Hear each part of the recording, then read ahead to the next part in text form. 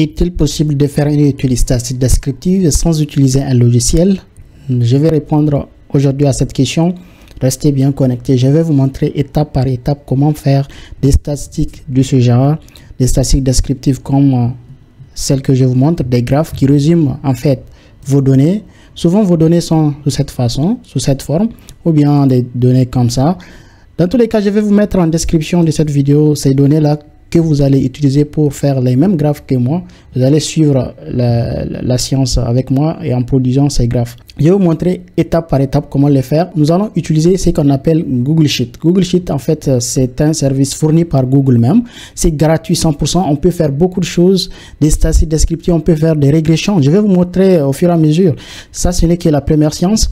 Je vais vous montrer maintenant comment le faire. Pour cela, vous allez, en fait, au niveau de votre navigateur, il faut que vous ayez une connexion Internet. Vous allez écrire Google Sheet. Et puis, vous allez voir le lien qui va s'afficher là, Google Sheet. Je clique sur Google Sheet. En fait, vous allez voir cette page. Vous allez voir personnel, professionnel. Vous allez accéder à Google Sheet avec l'option personnel. Moi, je suis connecté. Vous voyez, c'est cette page qu'on me montre. Mais vous, quand vous allez vous connecter pour la première fois, quand vous allez tenter de vous connecter, on va pas vous donner cette page-là. Je vais me déconnecter pour vous montrer la procédure pour les gens qui vont se connecter pour la première fois. Je me déconnecte complètement et je vais reprendre à zéro. Vous allez écrire Google Sheet encore une fois. Vous allez voir le premier lien. Je clique sur ce premier lien et voilà, vous allez voir ça. Ok, vous allez cliquer sur accéder à Google Sheet.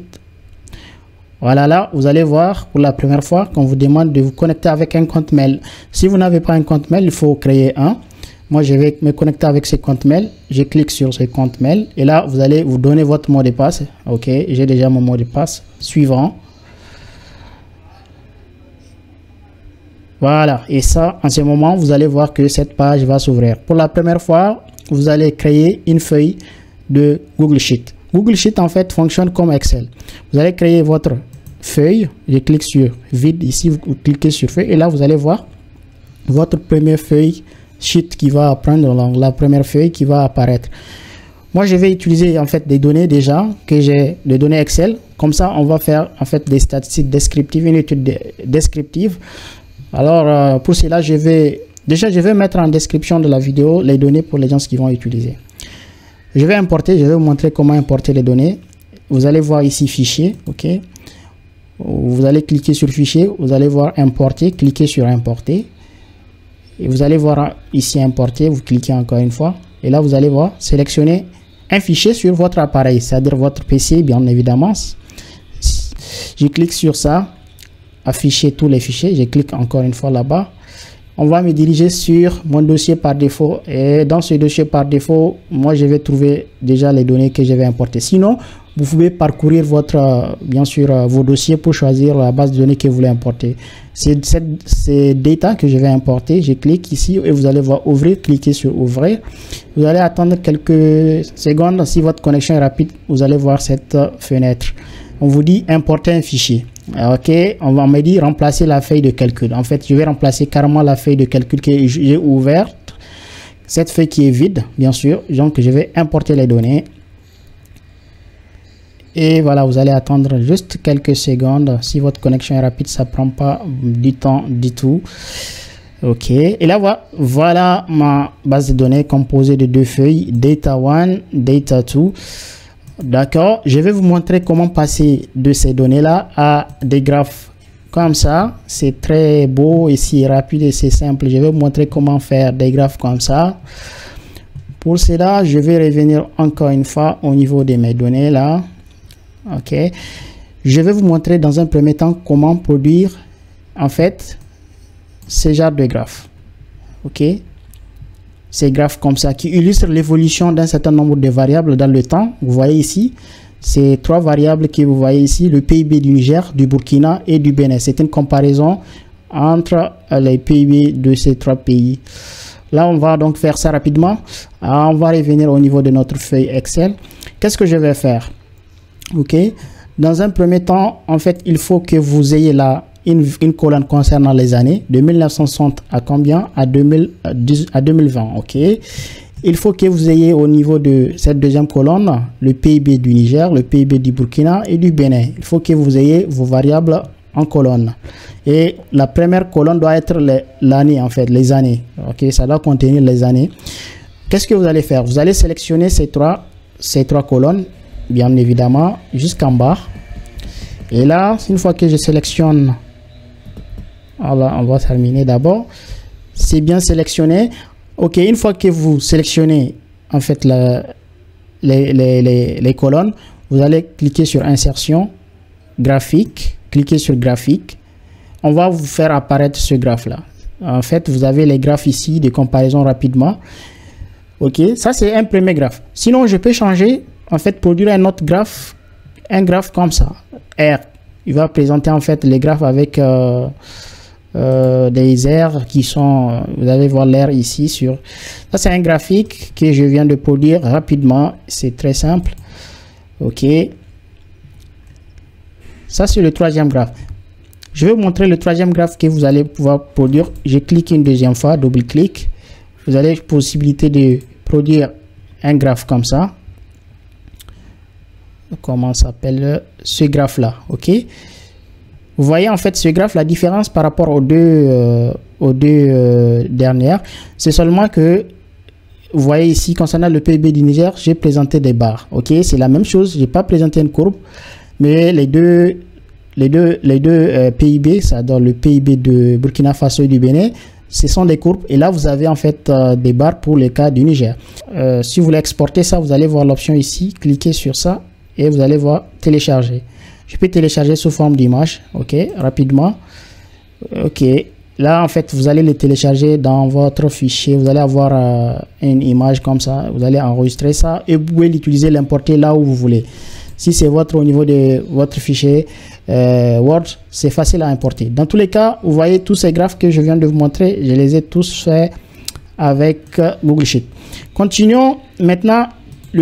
Quel graphe je vais vous montrer? C'est les graphes comme ça. Voilà, pour des variables qui sont qualitatives, c'est-à-dire comment produire ces graphes à barre pour des variables qui sont qualitatives. Ok, dans tous les cas, je viens de vous produire ces graphes là rapidement. Concernant ces trois graphes, c'était rapide certes, mais c'est très simple. Ok, dans tous les cas, je vais vous produire d'autres vidéos pour vous illustrer beaucoup de détails sur l'amélioration de ces graphes si vous voulez.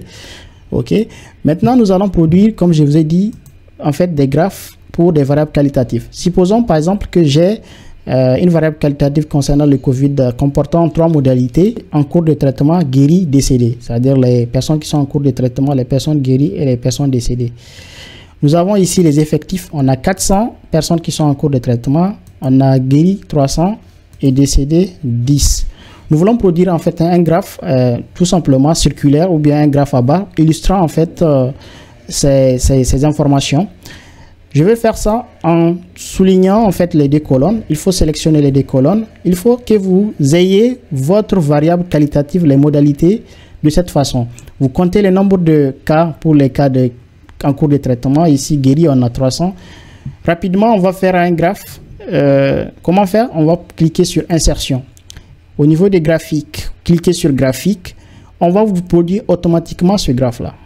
C'est très rapide et c'est simple. La question, est-ce que je peux faire un graphe à barre? Oui.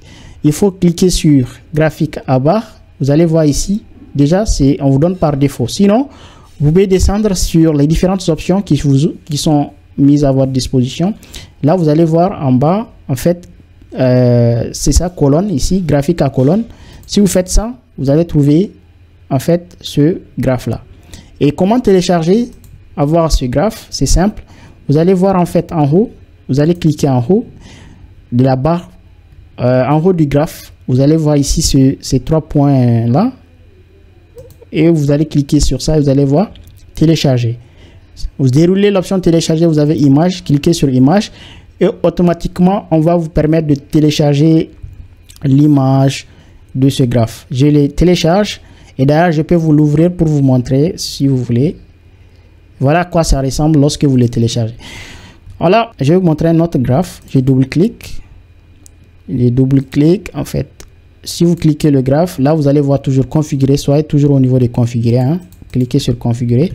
Et là, vous allez voir graphique à colonne et je déroule encore cette option pour choisir un autre type de graphe. Je descends ce graphe là, ce type de graphe. C'est toujours un graphe circulaire, mais vous allez voir au milieu, c'est vide, il n'y a rien.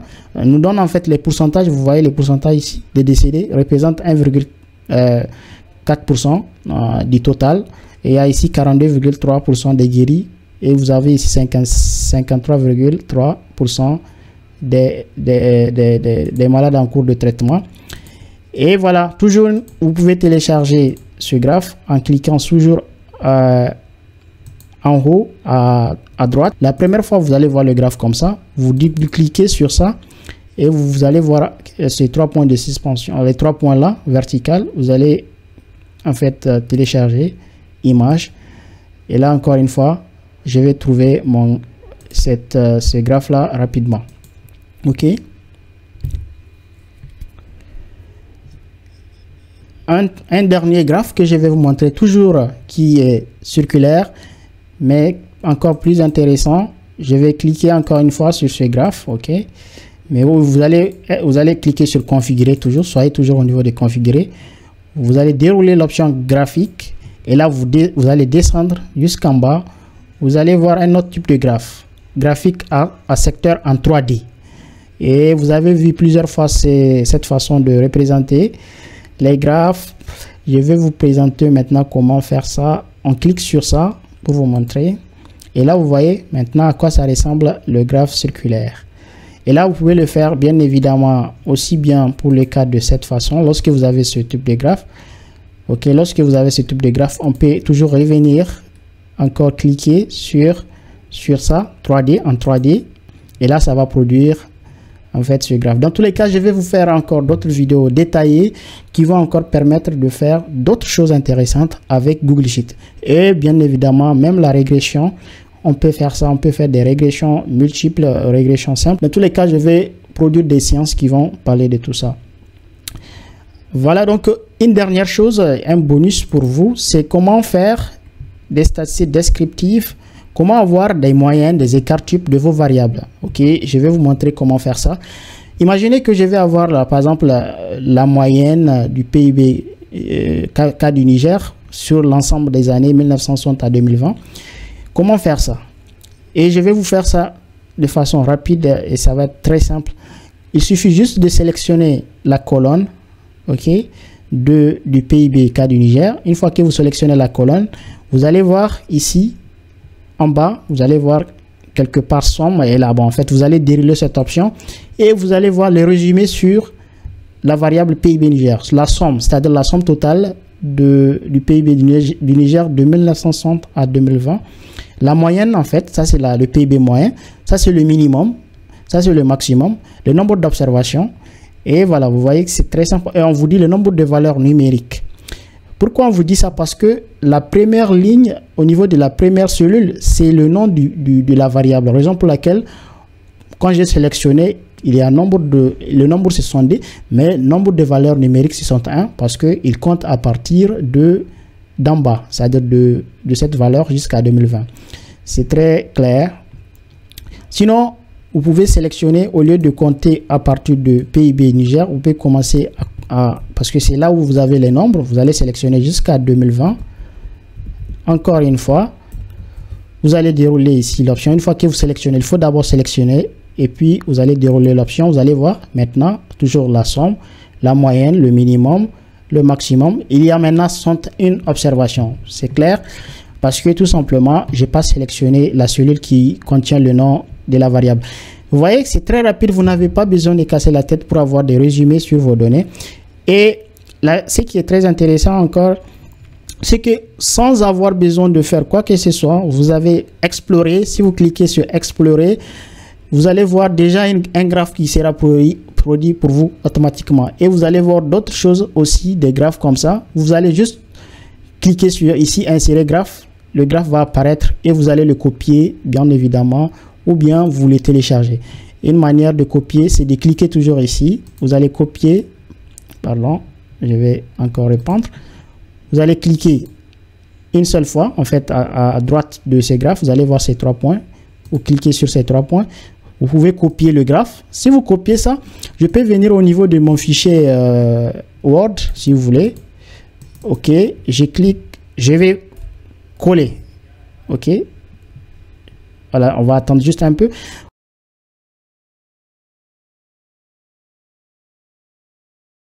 En fait, ce Word est 100% gratuit. Je n'ai pas installé, j'ai pas besoin d'avoir Excel ou bien Word sur mon PC. C'est toujours fourni par Microsoft. Vous avez la possibilité d'utiliser Word, Excel en ligne en fait. Je vais vous montrer dans d'autres séances comment travailler en ligne avec Excel, avec Word ou bien avec PowerPoint aussi. Tout ça, ce sont des séances qui vont venir. Ça, c'est très facile à faire. Vous voyez, bref, je vous ai fait pas mal de choses. Les séances qui vont venir, on va détailler beaucoup d'autres choses intéressantes. Donc, on va s'arrêter là. Je pense que je vous ai donné pas mal d'informations. Essayez de produire vos graphes sans avoir besoin d'utiliser un logiciel. Vous voyez que c'est très simple, c'est pas compliqué du tout. Les séances prochaines, nous allons voir d'autres choses intéressantes. On va s'arrêter au niveau de ces petits graphes que je viens de vous produire. Très bientôt, on verra d'autres choses intéressantes concernant Google Sheet. Et bien évidemment, d'autres séances vont porter également sur comment en fait faire des études statistiques descriptives avec votre téléphone, juste votre téléphone. Et ça, ce sont des séances qui vont venir très prochainement. Merci et c'est tout pour cette séance. Pour les gens qui ne sont pas abonnés sur ma chaîne YouTube c'est StatPro Academy. Vous pouvez vous abonner aujourd'hui et vous aurez d'autres déjà vidéos qui sont publiées que vous pouvez bien sûr continuer à regarder, très intéressantes. Et ma page Facebook, comme vous voyez, c'est ingénieur statisticien économètre data scientist. Et vous pouvez vous abonner sur ma page Facebook et là vous avez tant d'informations que je passe régulièrement.